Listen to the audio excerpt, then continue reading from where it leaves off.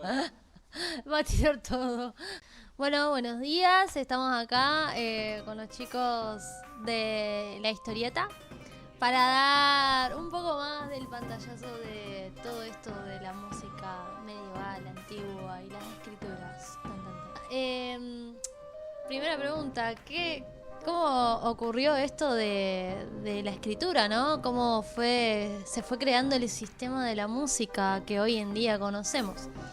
El otro día estaba buscando yo por un libro que decía que antes, o sea, nosotros vamos a ahondar más en la idea de Guido Arezzo, para aclarar, pero antes de Guido, ¿qué existía, no? ¿Qué había? Yo encontré que en la música antigua de Grecia existía ya un sistema de música establecido, un sistema en donde existían escalas por tetracordios, esto de la escala de 2 octavas. Existía una escritura para los instrumentos y una escritura para lo vocal. Y bueno, y también existía esto de géneros. Existían los géneros diatónicos, los géneros cromáticos, los géneros enarmónicos, que no es lo mismo que hoy en día como se conoce cromático, diatónico, enarmónico. Tenía más que nada que ver con la estructura que se tenían en relación a los intervalos de nota en nota, de tono, semitono, dietono, todo en relación a las teorías de Pitágoras, de los intervalos y todo eso. Y bueno, después, con la combinación de 4 tetracordios, o sea, los tetracordios son como un sistema de 4 notas. Que el diatónico, por ejemplo, tenemos en cuenta que este sistema no era una escala ascendente como conocemos hoy en día, sino que era en relación a una escala descendente, de 4 notas descendente. Entonces, la relación de algo diatónico era una estructura de tono, tono, semitono. Algo cromático era un tono y medio más semitono, semitono. Y un enarmónico eran 2 tonos y cuarto tono y cuarto y tono. Bueno, después de esto, con toda esta investigación también se dio a entender que existían nombres de las notas. Las notas tenían nombre en relación a la posición que se encontraban dentro de los 4 tetracordios, porque la escala de octavas se formaba por 4 tetracordios, el extra, el del medio por separación, el más agudo y eso. Y bueno, también el del medio. Y dependiendo en qué sector se encontraba esas notas, tenían cierto nombre, no sé, como la primera nota, la más aguda, que se consideraba como la última nota, y después la más grave, que era la primera nota de la escala. Después, gracias a Arístedes, conocimos que también existía un tipo de solmización de las notas, que era el ta, ta, to y te, que era en relación a las 4 notas naturales del sistema diatónico perfecto. Y bueno, y con relación a la escritura, encontré también que había como un sistema alfabético. No es como hoy en día con los signos ni nada, sino que era un sistema alfabético en relación a las melodías, las alturas. En el instrumento tenían un cierto sistema de notas del sistema alfabético griego, que dependiendo de la posición de la nota era por ejemplo, imaginemos que estamos tocando una lira, porque todo esto se relaciona a los instrumentos de cuerda que antes existían. Si aparecía un signo derecho, se tocaba la cuerda al aire. Si aparecía ese mismo signo, pero acostado o dado vuelta, se tocaba la cuerda como aplastándola, como que si subiese un tono, como si subiese un semitono. Y después estaba el sistema alfabético vocal, que existían 2 sistemas, que cada nota tenía su propia letra. Y existían las letras de los tonos naturales, y después arriba de cada esa letra existían dos letras más, que eran las que indicaban si era un semitono para abajo o un semitono para arriba. Y bueno, y también tengamos en cuenta que usaban como unos signos de acentuación que iban para arriba la melodía o si iba para abajo. Esos servían también para la guía de la melodía. Y bueno, ¿qué pasaba con el ritmo? Ellos también tenían un sistema de ritmo, de escritura rítmica, que utilizaban líneas y puntos Mientras más líneas y puntos haya, era como más larga era esa nota. Menos era como más rápido era. Y esto tenía mucho que ver después con lo que va a hablar mi compañero de los neumas. Después Roma, cuando invadió Grecia, como que robó este sistema musical que tenían los griegos antiguos y se lo apropió, pero pasándolo a lo que hoy conocemos el alfabeto latino. A, B, C, poniendo desde la a la nota la que hoy conocemos. Y bueno, después con el caimiento del Imperio Romano, toda esta escritura se perdió y es como que volvemos de cero desde que nació el cristianismo.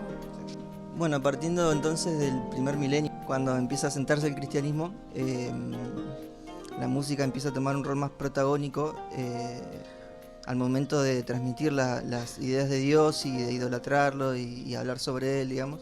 Y todo esto mediante el canto, digamos. Por ahí lo instrumental era para ellos algo más pagano, entonces algo más fiel o más cercano a Dios para ellos era el canto. Bueno, ¿qué pasa con esto? El canto era de boca en boca, no había una notación musical, por así decirlo. Luego de eso surgen los neumas por dos propósitos, digamos. Uno para tener un registro, digamos, de lo cantado o para poder cantarlo y también mantener el texto, digamos, de lo que se canta, ¿no? La música más que nada. Porque el texto estaba escrito. El texto estaba escrito. Algo que quedara como que, ¿viste los cantos gregorianos? Sí. O sea, que Gregorio compiló todas las canciones en un mismo coso para poder interpretar dentro de la misa o de los ritos ceremoniales de las iglesias que hacían los monjes. Entonces, ¿qué pasaba? Pasaba que los monjes tenían que aprendérselo de memoria. ¿Entendés? Era de boca en boca, de memoria, transmisión oral. Y llegaban a un punto que ellos querían mantener la música tal cual era la original, pero llegaban a un punto que con la memoria no se podía nada. El mensaje era muy difícil. Claro, se distorsionaba la música, se distorsionaba la melodía, se distorsionaba la rítmica. Entonces tenía que haber algo que mantenga como viva eso. Claro, para estandarizarlo. Pero bueno, pasaba eso, claro. Vos decís. Entonces establecieron un sistema de notación musical que eran los neumas. ¿Qué pasa con los neumas? Los neumas se escribían arriba del texto cantado y servían para identificar los intervalos entre notas que se tenían que cantar y también la parte rítmica, pero del lado de las duraciones de las notas, ¿no? Más de ese lado. Servía de guía para aquellos que ya sabían lo que tenían que cantar, no para alguien que tenía que cantar de cero. Entonces ahí estaba la cuestión, era para un grupo súper reducido, digamos, el canto de los neumas, digamos. Entonces, un primer intento, por así decirlo, de tener cierta guía para empezar a cantar, digamos, es la línea de fa que se le agrega arriba del texto, en donde los neumas se van a ir moviendo por encima, por debajo o sobre la línea de fa. Y eso va a ser como un primer acercamiento como para empezar a cantar, digamos, o para llevar la música más allá, digamos, ¿no? Para que no sea solo para un grupo reducido, sino para que lo pueda cantar, para que se pueda aprender más que nada, ¿viste? Si bien fue un buen intento, digamos, pero resultó ser un tanto ambiguo porque se necesitaba algo más, ¿viste? Entonces se agregó la línea de do por encima de la línea de fa, lo cual eso por ahí facilitó un poco más las cosas, porque había otra guía también para poder, pero de ahí vamos ya a Guido d'Arezzo, que estableció otro tipo de sistema. Bueno, esto ya surge en el siglo XI y va más de lo que tenemos nosotros como saber popular de bueno, Guido fue, pero realmente, como comentaban ustedes, hubo un montón de cosas detrás que motivaron a esta teoría. Resulta ser que Guido era un monje benedictino italiano que venía justamente de Arezzo, Toscana. Él lo que propone es una teoría que se la llama solmización, que la basa en agarrar las primeras sílabas de unos versos dedicados a San Juan Bautista y las usa, digamos, como esas notas. El texto claramente estaba en latín y bueno, mi compañero nos va a comentar más o menos de qué se trataba. Correcto. Bueno, voy a citar ahora el texto latino para dar un contexto un poco más amplio acerca de lo que luego va a continuar mi compañera diciendo. Dice: ut quem laxis resonare fibris, mira gestoru, famulitorum solve polluti, labi reatum sante Johannes. Más o menos significa, en una traducción actual en castellano: para que tus siervos puedan exaltar a plenos pulmones las maravillas de tus milagros, perdona la falta de labios impuros, San Juan. Y nos pareció importante rescatar esto, que es el surgimiento de la toma de sílabas para establecer este sistema de notas, donde se va a empezar a dar nombre a los sonidos, donde se les va a poner una entidad, dado que en la antigüedad esto, más bien en tiempos anteriores a la proposición de este sistema, esto no se utilizaba. Nos pareció importante destacar esto porque sabemos bien que en la historia hay muchas cuestiones interdisciplinares donde se desarrollan los pensamientos, y bien específicamente también en interconexión. Y la cuestión de labios impuros, de alabar, y de lo que decía también el compañero Augusto, en torno a los neumas. Neuma es una palabra griega, averiguamos, que significa aire, también significa alma, y todo tiene que ver con la alabanza, por lo cual los instrumentos en la época del cristianismo se consideraban también paganos, porque la oralidad te acercaba más a la divinidad, a la creencia cristiana. Por lo tanto, es interesante pensar también en San Juan, teniendo en cuenta que los primeros versículos de la Biblia, y esto como vistazo lo voy a decir entre paréntesis, arranca diciendo que en el principio era el verbo, es decir, en el principio era la palabra, dice el primer versículo de San Juan, y simplemente lo rescatamos a estos efectos, de hablar de cómo el cristianismo, en las creencias religiosas, siempre se destacó la oralidad para alabar a Dios, y todo esto tenía que ver con una forma de crear un sistema musical a estos fines. Bueno, volviendo un poco a lo musical, cada sílaba, excepto la última, correspondía a la nota superior a la que antecedía. Y bueno, este método se hizo tan popular que inclusive el Papa decretó que en las escuelas de música eclesiástica se debía utilizar este método para la enseñanza de la música, básicamente. Lo que propone además Guido es que estas notas se organicen, estas 6 notas, porque era un hexacordo, se ubiquen en un tetragrama que tenía 4 líneas, diferente a como se venía haciendo, que se utilizaba generalmente 1 o 2, pero mayormente era 1, como nos mencionaba antes el compañero. Ahora se usan estas 4 líneas, lo que genera mejor ubicación de qué es lo que estamos cantando, de qué es lo que estamos entonando, y dónde va cada sonido. Ya no es mucho más preciso que antes. Lo que sucede con esto es que, bueno, uno diría, ¿qué pasa con el do y con el si? Lo que sucede es que el ut, luego en un tratado de 1640, se cambia por do, ya que la persona que lo cambia es Giovanni Doni, y él lo que propone es que el do sonaba mucho mejor para vocalizar, a diferencia del ut. Entonces dice, bueno, cambiamos el ut por un do. Y bueno, básicamente eso con respecto al do.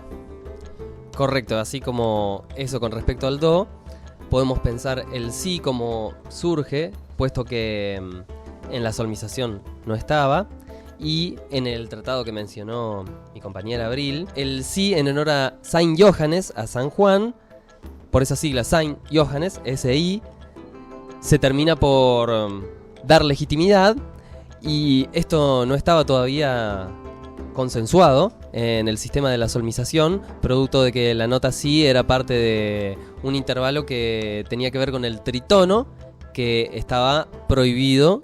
Bueno, me toca hablar a mí, y yo voy a hablar de una cuestión un poquito más técnica, que era esta cuestión del sistema tonal que se usaba en el renacentismo, ¿no? Que era el gamut, que básicamente eran los tonos que utilizaban en ese entonces, y eran 20, ¿no? Arrancando desde la nota más grave, que era el sol, representada por la letra gamma, ¿era? Del griego, del alfabeto griego. Después seguía A, B, C, D, F, G, en mayúscula, después las otras notas que seguían eran A, B, C, D, F, G en minúscula, y después las 5 notas que quedaban, que era A, B, C, D, E, eran en minúscula y 2 veces. Así era como se representaban estos tonos. Y la nota más aguda, que era un Mi. Por eso justamente creemos que es solmización, por estas dos notas extremas, tanto grave y aguda. ¿Qué pasó? La gente, los cantantes prácticamente no usaban esas letras, sino que empezaron a usar, tomándolo de Guido, el ut, re, mi, fa, sol, la.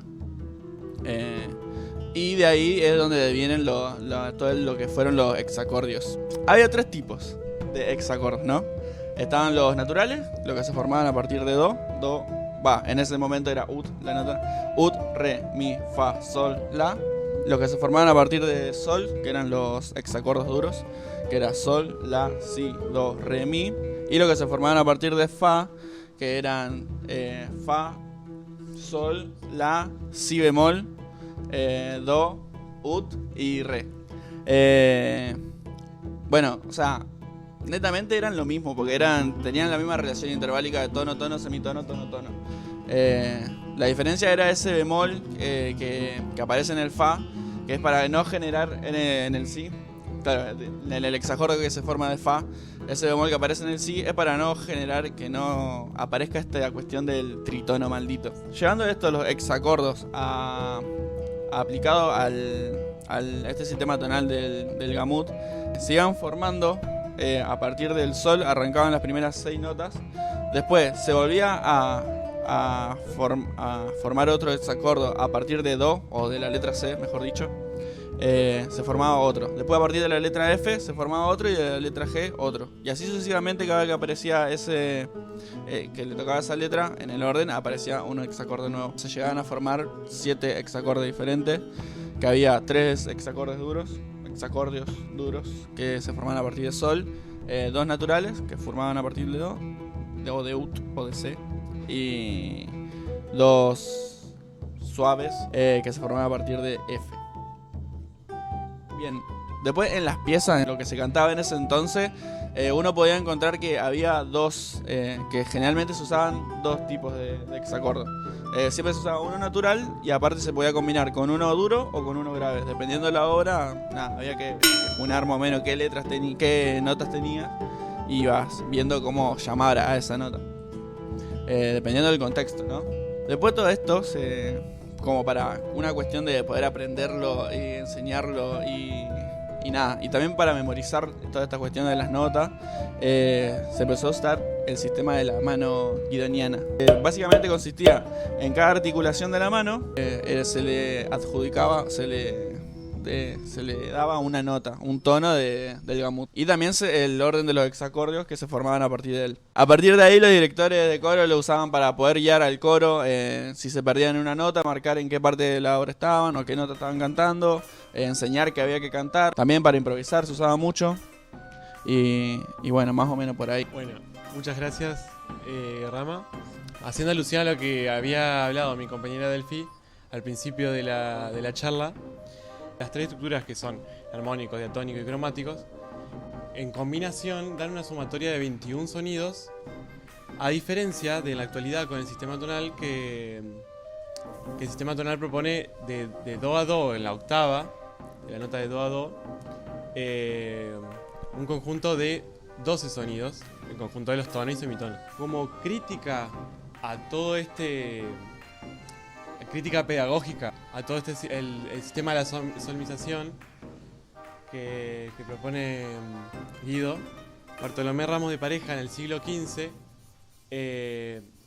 no estaba de acuerdo con la solmización, porque él creía que se tenía que dar prioridad a aprender a cantar las notas del monocordio una por una constantemente, hasta fijar las notas y por repetición, por reiteración, hasta que uno le memorice, como también se utiliza hoy en día. Lo que propuso fue eso de que era necesaria la repetición de esto, que es del ut, del do grave al ut, do agudo, y bueno, siendo 8 sílabas, Pero este método, lo que no fue popularizado como la solmización, se fue perdiendo y no se creía que era muy beneficioso a comparación a los otros sistemas que eran más sofisticados, más simplificados, capaz, o tenían más estructura, más para aprender. Bueno, y por último, de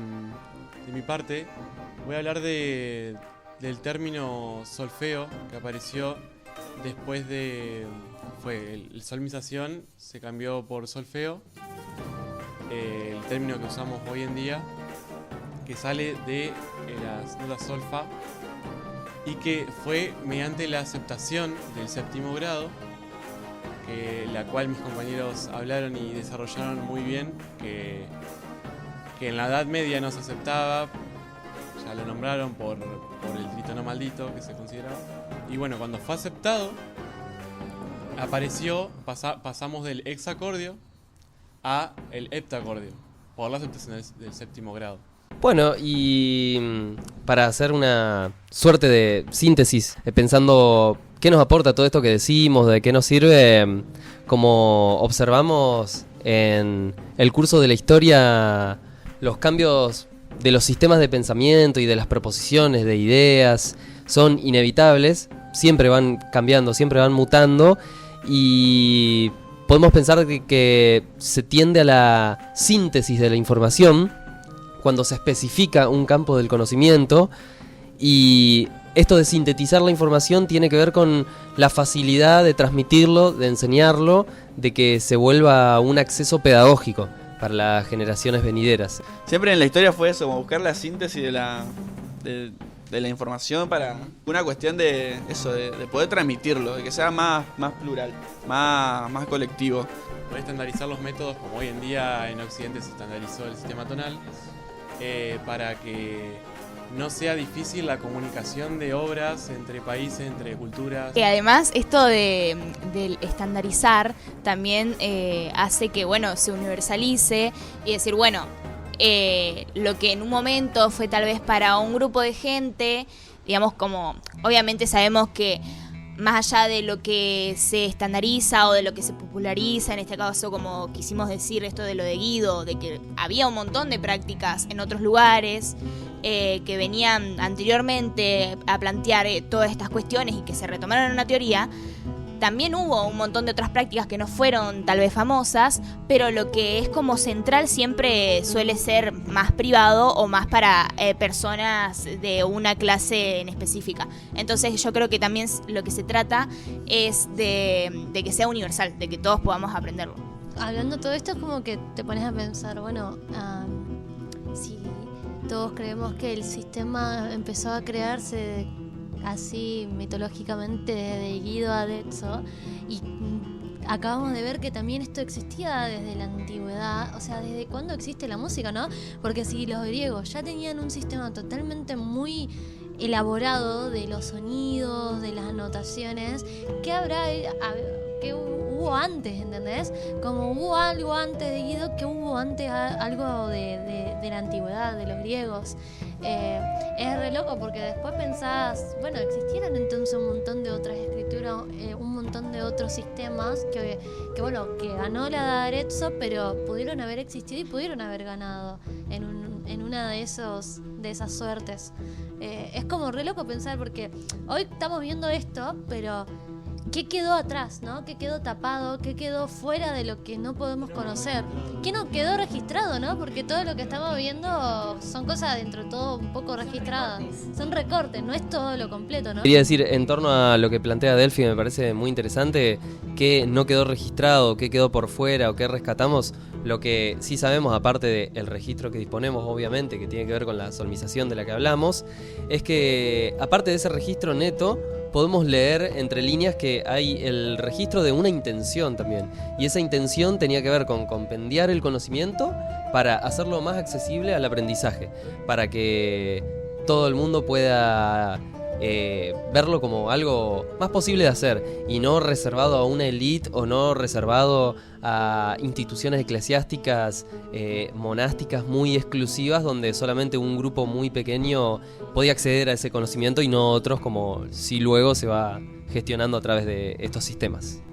Bueno, y así concluye nuestro pequeño podcast informativo, contextual de lo que fue la notación musical, la solmización, los hexacordos, etcétera, etcétera. Quien les habla es Augusto Galarza. Delphi Figueroa. Abril Brusa. Guido de Aretz, Fernando Rubio. Gómez Ramiro. Y Franco Zurdo. Y bueno, muchas gracias por quedarse y aguantar todo el video. Esperemos que haya sido lo más lúdico y entretenido posible. Y nada, esperamos aprobar. Gracias. Faltó Pepsi. Faltó Pepsi. No hubo tanto Pepsi. Es verdad. Sí, no tenía una opinión concreta. No, igual está bien porque teníamos que. Alguien tenía que cerrar, tipo. Alguien tenía que. Y no, se me ocurrían cosas, pero era muy... Che, no grabó.